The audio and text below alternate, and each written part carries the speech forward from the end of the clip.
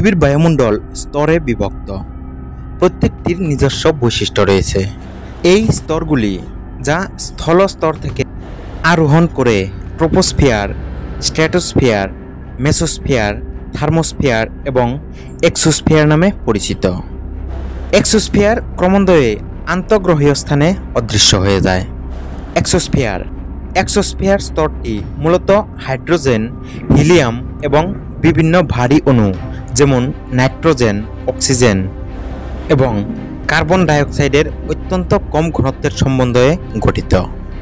Exosphere পৃথিবীর অধিকাংশ উপগ্রহের আবাসস্থল। থার্মোস্ফিয়ার, উপরের থার্মোস্ফিয়ারের বাতাসের প্রধান উৎপাদনগুলি হল পারমাণবিক অক্সিজেন, পারমাণবিক নাইট্রোজেন এবং হিলিয়াম।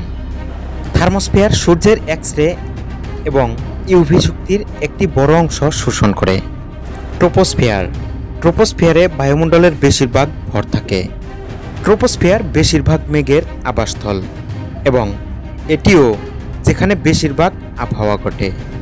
উচ্চতায় উঠলে বায়ুর চাপ এবং ঘনত্ব উভয়ই কমে যায়। স্ট্র্যাটোস্ফিয়ার ওজোন স্তর, যা অত্যন্ত গুরুত্বপূর্ণ, স্ট্র্যাটোস্ফিয়ারে পাওয়া যায়। ওজোন স্তর আমাদের সূর্যের অতিবেগুনি বিকিরণ ইউভি থেকে রক্ষা করে। আসলে ওজোন স্তর সূর্য দ্বারা নির্গত ইউভি শক্তির অধিকাংশ শোষণ করে। প্রতিরক্ষার এই স্তর ছাড়া জীবন যেমন আমরা জানি এটি অসম্ভব হবে। সুতরাং সংগৃহীত তথ্য থেকে আমরা উপসংহারে পৌঁছেছি যে এক্সোস্ফিয়ার থার্মোস্ফিয়ার হল কৃত্রিম উপগ্রহের সমন্বয়ে গঠিত বায়ুমণ্ডলের স্তর। ভিডিওটি ভালো লাগলে অবশ্যই একটা লাইক করবেন। আর আপনি যদি আমার চ্যানেলে নতুন হয়ে থাকেন তাহলে চ্যানেলটিকে সাবস্ক্রাইব করে বেল আইকনে প্রেস করতে একদম ভুলবেন না। ধন্যবাদ।